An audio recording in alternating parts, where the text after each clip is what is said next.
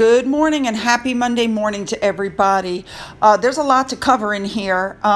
There's another issue with YouTube, so I'm going to have to split this video. So I'm just letting you know that because there's two parts. This is part one, okay? You don't want to miss this one or part two. So let's just jump in and get there, shall we? Let's go. We're going to start with King Charles, who welcomed the president of Montenegro, Jakov Milatovic. I believe I said that right. This is his first official visit to the United Kingdom. Moving on, we just learned that Robert Irwin, the son of a crocodile hunter, is going to be with Prince William and other stars for the Earth Prize ceremony in Singapore. There's also going to be big names like Kate Blanchett and Lana Condor. Anyway, they're all flying commercial to reduce emissions. Fabulous. Moving on.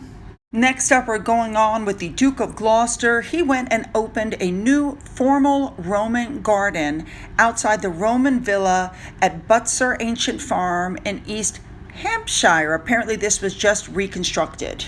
For those of you who didn't know, the Duke had a career in architecture. Anyway, this visit is 20 years since the construction of the villa, which is based on the archaeology of Sparsholt Roman Villa. Pretty cool. Moving on. Next up, James Middleton. We now know he had a little baby boy. If I'm saying it right, he named him Inigo. I guess you'd have to hear it once to know how to say it. Anyway, he put up some beautiful pictures. There's the baby's hand with the dog Ella, the one that passed away. It looks like a beautiful baby. Congratulations to him. Congratulations to his wife. And yeah. All right, moving on. Next up, you guys should know that it's finally coming out in the news that Harry and Meghan are in a trial separation. I think most people already knew that. I don't know why they thought they were going to be able to keep that a secret, but okay. Yeah, they're separated. They're living separate lives. This is nothing new for us. Now, the reason for the separation, more than likely, is because Meghan realizes that she no longer can use Harry. Being married to Harry is not helping her with her career. As a matter of fact, it's made her even more toxic.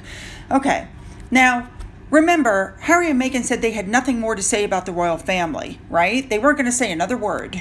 Just like they had nothing to do with finding freedom, and it turns out they did. Just like Omid Scobie held back his book until Harry got back from the coronation, but Harry has nothing to do with the new book. Come on, people. Their hands are dirty. Here we go. Now, let me just say, people are also talking about the fact that Harry and Meghan are constantly going on vacation and never taking the children. And an expert has spoken up and said, spending regular time with your children away from everything else is very, very important. You can't keep leaving them home with Doria or the nannies. They need to spend regular time. And let's face it, they're not. All right, moving on. You guys, I'm sure, saw the Family Guy spoof where Harry was given money from Netflix for God knows what. And then Meghan goes, babe, it's time for our $250,000, tweet for Del Taco. Well, Del Taco had a response to that. Yep, they put out a tweet asking where their tweet was. Moving on. All right, this is really just what we're going to cover today. This Bylines put out this article basically claiming all kinds of things about the king. It's basically a hit piece on the royal family once again. And I'm pretty sure Harry and Meghan have a hand in it, and I'll explain why in just a second. But it's just a bunch of bunk.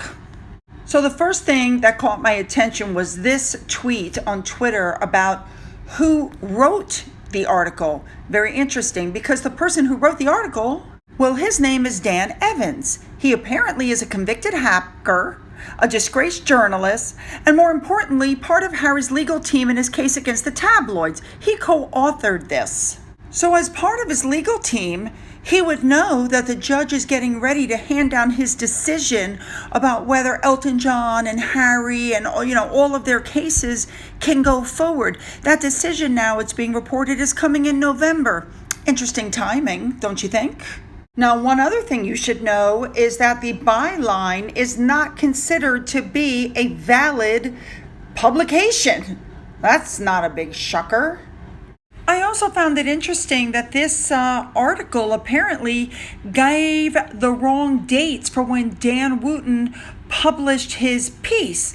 I mean, apparently it took this Twitter user 2 minutes to verify the dates. So it looks like this hit piece was just put out willy-nilly. So let's start with some of the allegations. First, they're claiming that Harry and Meghan were forced out of the Sandringham agreement when his father pulled the plug on his funding, and it was after a partner of a key aide leaked some information to the Sun newspaper while Dan Wooten was the executive director. I'm not sure what the link is there, but okay, moving on. The payments came in an anonymous email that claims to be from an administration worker within the Murdoch newspaper. Anonymous now. So, of course, the palace did an investigation. They cleared the aide that was suspected. He did not give the information, and neither he nor his partners were friends with Dan Wooten, although he admitted he knew Dan Wooten. Well, here's what Dan Wooten had to say about that. And Prince Charles, now King Charles, leak you this story, Dan Wooten, as Prince Harry just alleged. Great to be here, Meghan. Sadly not. Sadly not. I would love to think that the new king had a hotline directly to me, giving me all the juice. But no, actually, Harry got this one completely wrong. It's one of multiple lies, as you know, in the new TV series. He claims that this email was sent by King Charles at the start of January. Well, Meghan, I actually had the story on the 26th of December of Megxit. I have proof of that because I was actually speaking to his communications secretary at the time, who, by the way, Meghan, was offering me some of that horrible, nasty briefing about other members of the royal family that Harry claims to despise so much. Oh.